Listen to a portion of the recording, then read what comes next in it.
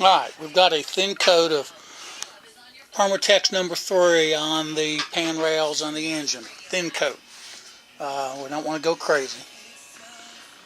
So you can see that right here where the little filler block pieces go. I've got some extra number 2 non-hardening. And then I've put a thin coat on the bottom of the pan rail gasket. So we're going to go ahead and let those sit a little while. You don't have to put them right on. This stuff stays tacky for a while. So don't have to be in such a hurry you make a mistake. So we're going to go ahead and put those on next, because those go on first. Alright, the side rail gaskets are on. You'll notice I've got some guide pins that I've put in. Basically these are just cut off bolts, and those will help position the gasket and the pan correctly, because you don't want the gasket to get out of position. Next step is to put this cork filler in this rear cap. And you'll notice I got my gloves on because this is a messy job. For some reason Felpro, I think, makes it just a little too wide, but you don't want to cut it. So I'm going to take and put Permatex number 2 in here, and then work that cork piece in using a very thin putty knife. So here's the cork piece right there, and I've got it marked R, so it's going to go in right here. You notice it doesn't fit in easy. It will be compressed when it gets in there, so that's where this really thin putty knife comes in. So I'm not going to show you me doing that, because you're not going to see much. It's just going to be elbows and head in the way.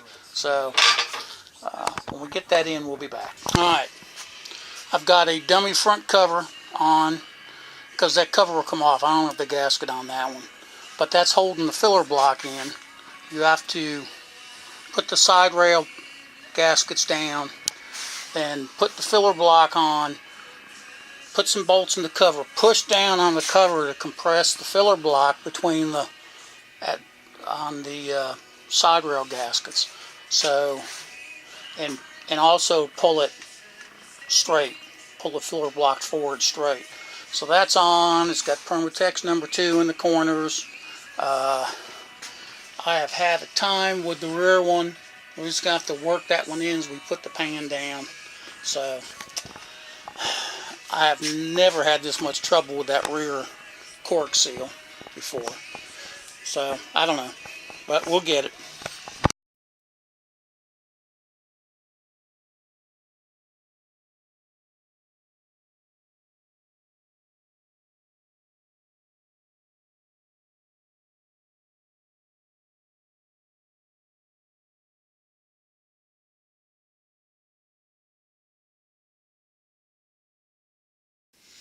The next step, now that the oil pan is on and it is set a few days, make sure everything is, it's, well, the Permatex really doesn't cure hard, but it's definitely stiffer.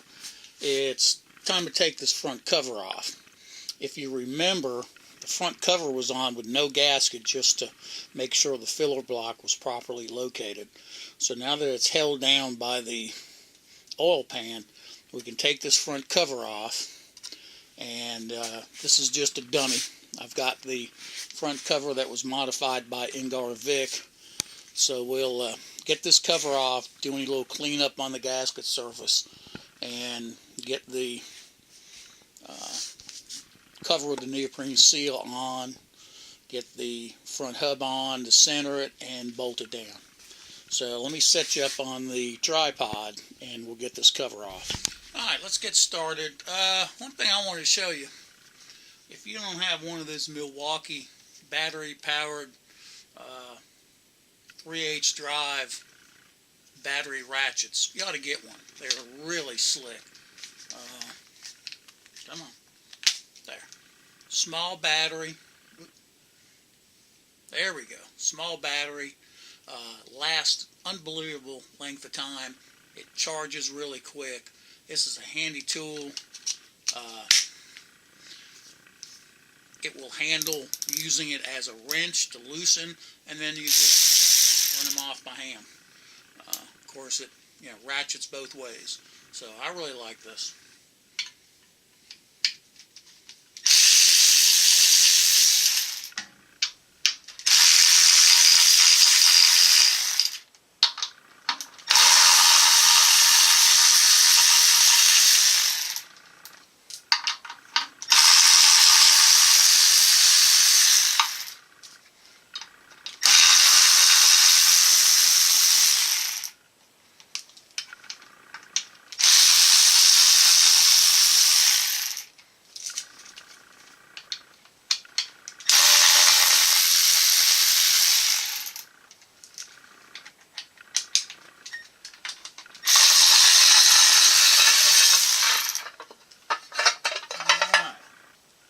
So, there's the cover off, and let's adjust that a little bit. Just a little bit of cleaning up to do. I'm real happy with how that came out, and looks like the Permatex sealer did its job. It's got that joint well sealed. So let's go ahead and get that cleaned up, and we'll get the gasket out and get ready to put that cover back for good. Alright, time to put the cover on. We put some grease on the neoprene seal. The gasket's on it, and just a real small amount of ultra black Permatex. And you'll see that I do have some line-up dowels, just like the oil pan. Got some line-up dowels. So we're going to go ahead and put this on loose.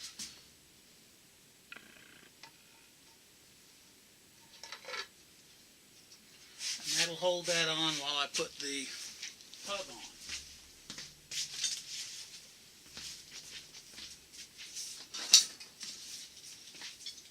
Spray just a little bit of WD-40 inside the hub. And a little bit of assembly lube. Just a little bit of assembly lube on the seal surface. That's a little too much. We'll get that off.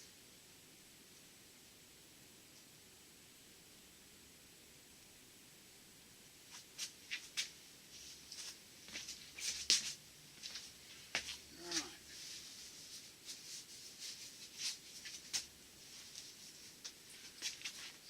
I've already had this hub on once to make sure it did go on.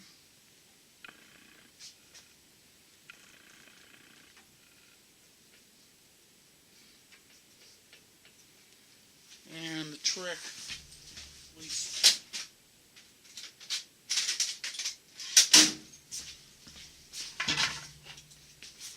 the thing I always worry about is making sure that I get the keyway lined up good to the key.